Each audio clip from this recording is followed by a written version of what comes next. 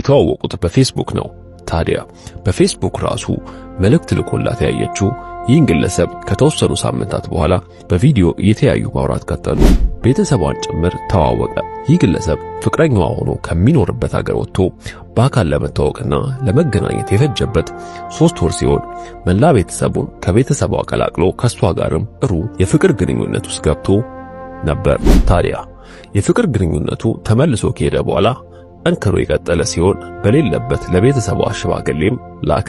2 ዓመት ከ4 ወር ውስጥ 6 ጊዜ መጥቶ ያያት ሲሆን ከ6ቱ አንዱ የሰርጉ ጊዜ ነበር። ቤተሰቡ ተደስቶ ልጃቸውን በክብድረው ወደ ውጪ የላኩ ሲሆን ተደረሰች ከተወሰኑ ወራት በኋላ ጸነሰች። ጊዜውን ጠብቆ ሕፃኑ ተወለደ። እሷን ግን ግራ ያጋባትና የደነገጠችበት እውነት ያወቀችው ውጪ ሄዳ የ2 ወር ጽንስ በሆዷ እያለ ነበር። የትዳር አጋሯ ከሷ ውጪ አሳፋሪ በሆነ ሁኔታ የፍቅር ግንኙነት ያለው ከወንድ ጋር ሲሆን የምታወራውና የምታደርገው አጣ በጭንቀት ተሰቃየች። ጽንሱ 4 ወር ሲሆነው በግልጽ አልቃ እንዲለዩ አሳመናት። ለምን ስትለው ነፍሰ ጡር ስለሆንሽ ብሎ መለሰላት። ከዚህ በኋላ ሁሉም ተገለጠላት። ለማመን የተቸገረችው ተረዳች። ያገባችው ሰው ማንነቱ ዕውቀት ግን ለማን እንደምትናገር ግራ ተጋባች። ለብቻዋ ተሰቃየች። በማታውቀው ሀገር ጽንስ በሆዷ ይዛ ከባዱ ሚስጥር ተሸክማ ኑሯን ቀጠለች። ጽዮን ወራት ጠብቃ ቤተሰብ ናፈቀኝ ስትል ሕፃኑን አሳይተሽ ነይ ተብላ ለ4 ወር አገሯ ደርሳ እንድትመለስ ከነልጇ ተላከች። ስትመጣ ግን ተጎሳቁላ ተረብሻ ብቻ ሳይሆን አይምሮም ተጎርቶ ነበር። ሆኖም ለቀናት ከቤተሰቦቿ ጋር ስታሳልፍ አንዳች ችግር እንደሌለ አስመስሎ በስልክ በቪዲዮ መላው ቤተሰቡ ሲያወራ የነበረው ባሏ ወደ አገሩ ለመምጣት የወሰነው ጽዮን ሕፃኑን ይዛ ወደሱ እንደማትሄድና ከዚህ በኋላ ትዳሩን እንደማትፈልገው በስልክ ለአክስቱ ከነገረቻት በኋላ ነበር። ከአክስቱ ጋር በነበራት የስልክ ውይይት ከ1 ሰዓት በላይ ሲሆን ጽዮን እናት አባቷ ቤት ገብታ ከተረጋጋች በኋላ ወደ ቀልቧ ተመልሳ ጠንክራ ነበር። ለአክስቷ ከተናገረች በኋላ ግን በሐሳብ ጊዜ ሳያጠፉ ወደ ሀገሩ መጣ። ነገር ግን ነገሮች እንዳሰበው አልሆኑም። ከዛ ቀድሞ በግልጽ ያልተወያዩበት የደበቀው ሚስጥሩን አሁን አፍራ ያኖረችው ሁሉ በወላጆቿ ቤት ሆና ተናገረች።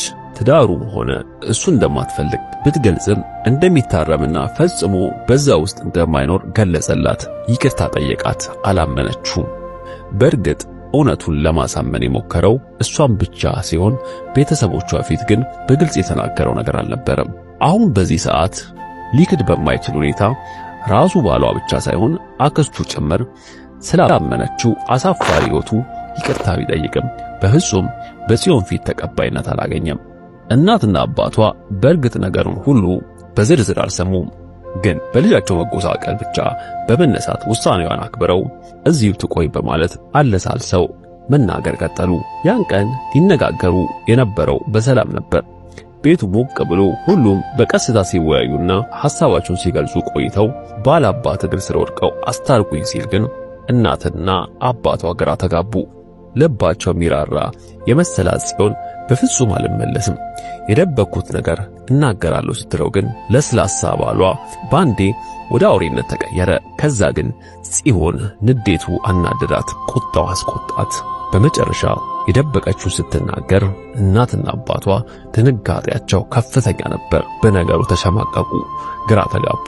ክፉ መነጋገር ሲጀምሩ ግን ውጣልኝ ዕቃን ጠቅለለ ሲባል ዕቃውን ሰብስቦ አልነበር የሚወጣው። ሰላማዊ የነበሩትን ሰዎች ሕይወታቸውን ሊያሳጣቸው ወስኖ ከፍተኛ ጉዳት ካደረሰባቸው በኋላ ከቦታው ተሰወረ።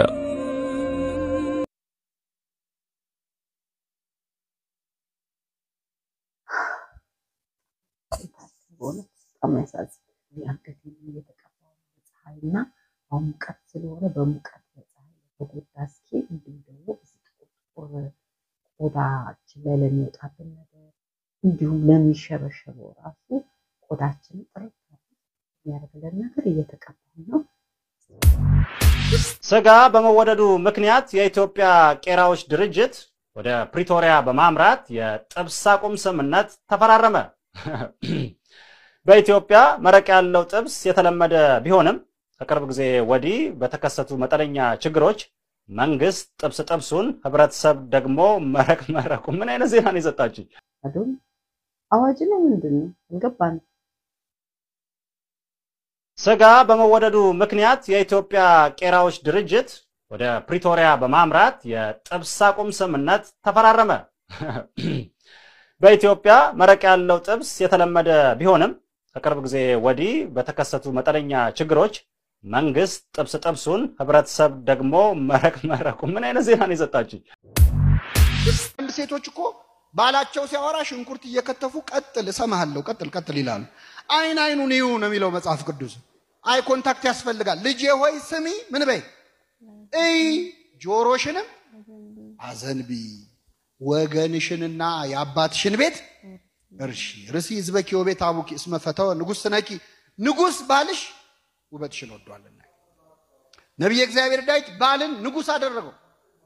አሁን ወንድማችን እዚህ ነግሶ ነው የምታዩት። እዚህ ያላችሁ ባሎች በሙሉ ነገስታት ናችሁ።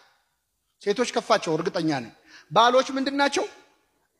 ባል ንጉስ ነው። ሚስትስ ንግስት አይደለችም። በጣም ይቅርታ አይደለችም። ልባም ሴት ለባሏ ዘውድ ናት ነው የሚለው። የምን ንግስት ነው? ዘውድ ነች እንጂ እሷን ደፍቶ ነው የነገሰው። በጣም ይገርማል መጽሐፍ ቅዱስ። ባልን ንጉስ ሲለው ሚስትን ዘውድ ይላታል። ባልን ራስ ይላል። የሴት ራስ ወንድ ነው ይላል። ብዙ ፌሚኒስቶች እችን ጥቅስ ሲሰሙ ደማቸው ነው የሚፈል። ችግር አለ እዚህ ላይ የማይላሉ። የሴት ራስ ወንድ ነው ይልና የቤተ ክርስቲያን ራስ ክርስቶስ ነው፣ የክርስቶስም ራስ እግዚአብሔር አብ ነው ይላል። የክርስቶስ ራስ ማን ነው? አብና ወልድ ይበላለጣሉ እንዴ? የክርስቶስ ራስ እግዚአብሔር አብ ነው ሲል አብ ከወልድ ይበልጣል ማለት እንዳልሆነ ሁሉ የሴት ራስ ወንድ ነው ሲባልም ወንድ ይበልጣል ማለት ነው። አንዳንድ ሴቶች ሴት ልጅ ረዳናት ሲባል አሲስታንት አድርገው ነው የሚያስቡትና ቅጥል ነው የሚሉት። ሴት የወንድ ረዳናት ማለት እኮ ሴት ከወንድ ታንሳለች ማለት አይደለም። አዎ ሴት ልጅ የወንድ ረዳት ናት። ነብይ እግዚአብሔር ዳዊት ደግሞ ሲጸልይ ምን አለ መሰላት? እግዚአብሔር ረዳቴ ነው አለ። እግዚአብሔር ምን ነው? እና ዳዊት እግዚአብሔር ከኔ ያንሳል ማለቱ ነው እንዴ? አይደለም። እኔ ራሴ ተቆርጦ ቆሜ ልሄድ አልችልም ይሟላል ማለት ነው። አያችሁ፣ የሴት ራስ ወንድ ነው ማለት የወንድ አካሉ ሴት ነች ማለት ነው። ያለ ሴት በህይወት ቆሞ ሊሄድ አይችልም ማለት ነው። ስለዚህ ሰው እናትና አባቱን ይተዋል፣ ከሚስቱም ጋር ይጣበቃል፣ ሁለቱም አንድ ስጋ ይሆናሉ አለ። ወንድማችን እህታችንን ይህንን አንድነት ነው በዛሬው ዕለት የፈጸሙት። አንድነታቸውን ያጽናላቸው።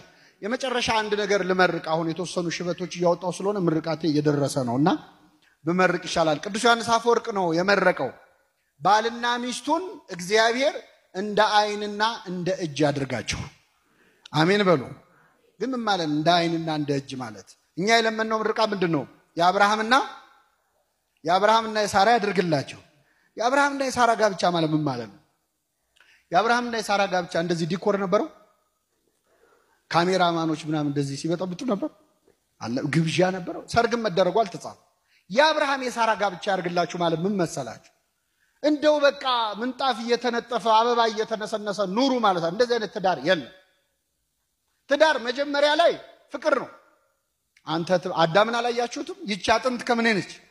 ይቺ ስጋ አጥንቴ፣ ስጋዬ፣ አካሌ፣ ሰውነቴ፣ አንጀቴ፣ ጨጓራዬ አላት መጀመሪያ። ትንሽ ሲቆዩ ምን አለ? የሰጠኸኝ ሴት አለ። ምን ያልከኝ ሴት? ይኸውልህ አሁን ይሄ ሃኒሙን ስቴጁ አለቀ ማለት ነው። ሃኒሙኑ ሲያልቅ የሰጠኸኝ ሴት ከዛፉ ሰጠችኝና በላዋል። አረ ሚስት ነች አካሌ ስትላል ነበር እንዴ ቅድም? አጥንቴና ስትል የሰጠኸኝ ሴት አለ። ስለዚህ አሁን ጋብቻ ሄዶ የሰጠኸኝ ሴት ስቴጅ ላይ ይደርሳል። ያኔ መሃል ላይ ማን መኖር አለበት? እግዚአብሔር መኖር አለበት። የአብርሃምና የሳራ ጋብቻ እንዴት መሰላችሁ? አብርሃም ያጣ የነጣ ድሃ ነበር።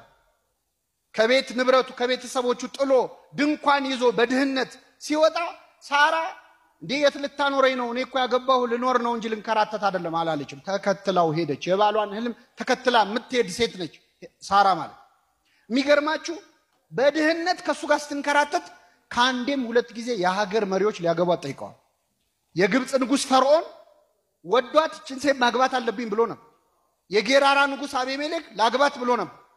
ከአንዴም ሁለት ጊዜ ከሀገር መሪዎች ይልቅ ድሃውን አብርሃምን መረጠች።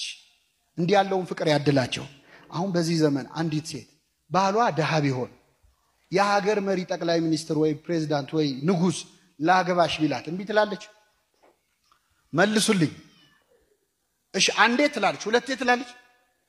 ሁለተኛው ላይ እኔ አንተ አየው ለውጥ የለህም፣ አትሻሻልም፣ አንተ የሚለፍልህ እኔ ማሳልፍልሃለሁ ትረዳኛለህ መቼስ አንደርስታንድ ታረጋለህ ነው የምትለው ሳራ ግን ሁለት ጊዜ ደሃውን አብርሃምን ተከተለች እንዴ ያለው ፍቅር ያድላችሁ አብርሃም ሲዋዛ ሰው መሰላችሁ እንዴ አብርሃም ሚስቱ ሳራ ሳትወልድ 90 ዓመት ነው የታገሳት ስንት ዓመት 90 ዓመት እሷ መታገሳቀቷት ከገረዷ ወለዳለች ምናልባት ከሱ ኮነ ችግሩ ብላ ቼክ ልታረግም ይሆን ከገረዷ ወለደ አስወጣልኝ አለች አስወጣላት 90 ዓመት ሙሉ አንድ ቀን ፊቱን ሳያጠቁርባት ሳራ ታገሳት የታገሰ ከሚስቱ ይወልዳል ይባላል የታገሰ ከማን ይወልዳል በ90 ዓመቷ ልጅ ያገኘች ለአብርሃም ትዕግስት ብሎ እግዚአብሔር ሳራን ልጅ ሰጣ ምናልባት በ90 ዓመት ወለደች ሲባል ምን ያረግላታል ከዚህ በኋላ አሁን 90 ዓመት ወልዳ ዶ ትንሽ ቀደም ቢያረገው እግዚአብሔር እንላለን እንኳን አንዳንዴ ትንሽ ቀደም ቢያረገው አሁን በ90 ዓመት ወልዳ እንዴት ታሳድገዋለች ካላችሁ የሚገርማችሁ መጽሐፍ ቅዱስ ላይ የአንዲትም ሴት እድሜ በዚህ ዓመቷ ሞተች የሚል የተጻፈ የለም የአንዲትም ሴት አንድ ሴት ብቻ ግን ተጽፋለች እሷም ሳራ ነች የሔዋን እንኳን እድሜ አልተጻፈ የሳራ ግን 127 ዓመት ኖረች ነው የሚለው ስንት ዓመት ስለዚህ ልጅ ከወለደች በኋላ ስንት ዓመት ኖራለች 37 ዓመት ኖራለች እግዚአብሔር አንድ ነገር ሳይሰጥ ከዘገየ ዘግይቶ የሰጠህን ነገር የምትጠቀምበትንም ጊዜ አብሮ ይሰጣል ማለት ለሁላችን ደስ የሚል ትምህርት ነው የተማርነው ተስፋ እንዳትቆርጡ ልጅ እንዲያላችሁ በትዳር ውስጥ ያላችሁ ተስፋን እንዳትቆርጡ እግዚአብሔር ጊዜ አለው እግዚአብሔር ሰዓት አለው የሚሆንበት ሁሉ ወቅት አለውና ጸልዩ ተክታችሁ ጸልዩ እስቲ ደግሞ ወደ ሌላ ነው ሽንትሽና አሽ እንዴ አይደለም እኔ እና ምንሽ ነው የኔ ሽንት ብቻ ስለሆነች እኔ ልቅደምሽ አሁን ነው ወጣው እሺ እሺ thank you A few moments later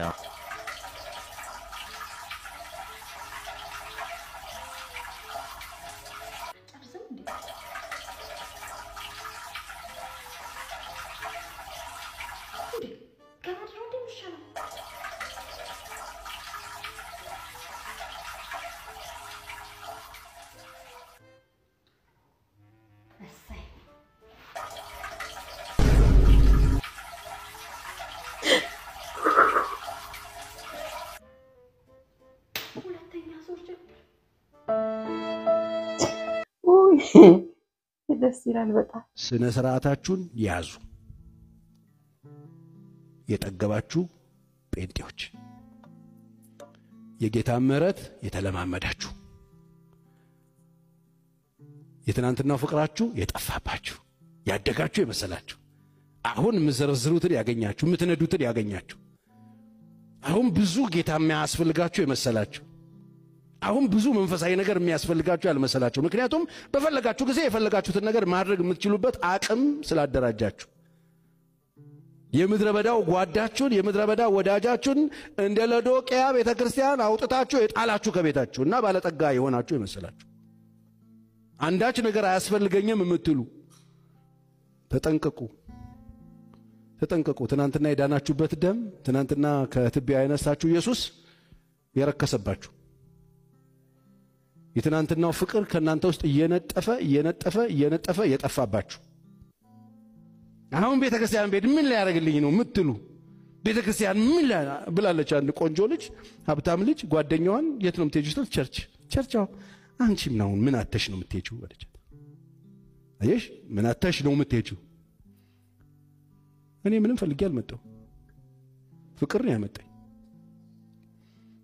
ስላጣው አይደለም ቸርች የሚሄደው ኢየሱስን ስለምወደው ምን አተሽ ነው ምን ማለት ነው ኢየሱስ ክርስቶስ የቂንጬ የዘይት የሰልባጅ ነው የሚመስላቸው ሰዎች አሉ ኢየሱስ ክርስቶስ የፍርፋሪ የሚመስላቸው ሰዎች አሉ ምን አተሽ ነው አንቺ ሁሉ ነገር አለሽ አሁን እዛ ተነስ ጋር አይመጥንሽ ማረ በኢየሱስ ብዛት ይጭ በጣም እንትኑ ከመደብሯችሁ ከመደበራችሁ የተነሳ በዛኛው በኩል በጣም ኤክሴል ያያረጋችሁ ያላችሁ በሱስ ያደጋችሁ በውሽማ ያደጋችሁ በመጠጥ ያደጋችሁ በሱሳሱስ ያደጋችሁ በሌብነት ያደጋችሁ ትናንትና ነውር የነበር አሁን ነውር መሆኑ እየጠፋባችሁ ትናንትና የምትጸየፉትን ዛሬ እየወደዳችሁት ከመጣችሁ ኦሬዲ እየሞታችሁ ለዛሬ በዚች ባጭር ቪዲዮ ብዙ ነገር የተማረን ይመስለኛል። እኔም ደግሞ እንደዚህ ቆዳዬን የተቃጠለ በፀሐይ የተጎዳ ፀሐይ ሲመታችሁ እንዲሁም ደግሞ ፀሐይ ላይ ከመውጣታችሁ በፊት እንደዚህ አይነት ትሪትመንት ብትወስዱ በጣም ይጠቅማችኋል። አሁን መድረቅ አለበት ላይ ከደረቀ በኋላ ነው ጥጥ ካረገው በኋላ የምቀባው ማለት ነው። እንግዲህ በዚህ ከናንተ ጋር እየተዝናናው አሁን እስከሚደርቅ ተጥቷለሁ። እንዲህ ሊሳረገው አይለቅ ደርቋል ማለት ነው። እዚህ ጋር ያለው ብቻ ትንሽ ረጠብ ያለ እሱ እስከሚደርቅ ጠብቅና ታጠበዋለሁ ማለት ነው። ስታጠበው ትልቅ ለውጥ ነው ማገኝበት። እኔ በወይም በሁለት ሳምንት እንዲህ ራሴ ትሪት አደርጋለሁ። ፊቴን ያላደረኩት ለምንድን ነው? አንገቴ ላይ ነው ብዙ ጊዜ ጥቁር ነገሮች የሚወጡት። ለአንገቴ ነው ዛሬ ተጠቀምኩት። እንግዲህ እናንተም እንግዲህ ይሄንን እንፈልጋለን ጄሪዬን ትሪትመንት ስሪልን የምትሉ ከሆነ በሚቀጥለው ቪዲዮ አዘገጃጀቱን አሳያችኋለሁ። አሁን ስላልሰራሁት ቀድሜ ስለሰራሁት ቪዲዮ ውስጥ አልከተትኩኝም። እናንተም የምትፈልጉ አሁን ለሳመር ላይ ለፀሐይ ለፊትም ይሆናል የምትፈልጉ በኮሜንት ስር ጻፉልኝ። ሰርቼ በሚቀጥለው አሳያችኋለሁ ማለት ነው። እንግዲህ ለዛሬ በዚች ባጭር ቪዲዮ ጥሩ ተዝናንተናል። ጥሩ ትምህርት፣ ጥሩ ምክር አግኝተናል። እንዲሁም ደግሞ የሚያሳዝንም ነገር ሰምተናል ውዶቼ። እንግዲህ በሌላ ስራ ደግሞ በሌላ ቪዲዮ እስከምንገናኝ ይሄን ቪዲዮ ከወደዳችሁት ላይክ እንዲሁም ደግሞ አስተማሪ ነው ብላችሁ ካሰባችሁ ለቤተሰቦቻችሁ ሼር በማድረግ እንድትተባበሩ በትህትና ጠይቃለሁ። ሐሳብ አስተያየታችሁን በኮሜንት ስር አስቀምጡልኝ። ልዩነቱ ደርቋል። አሁን ልታጠብ ነው፣ ሻወር ልወስድ ነው። ሰላም ሁኑልኝ። ውድድ ነው ማረጋችሁ። መልካም የተባረከ ጊዜን ተመኘው። ባይ ባይ።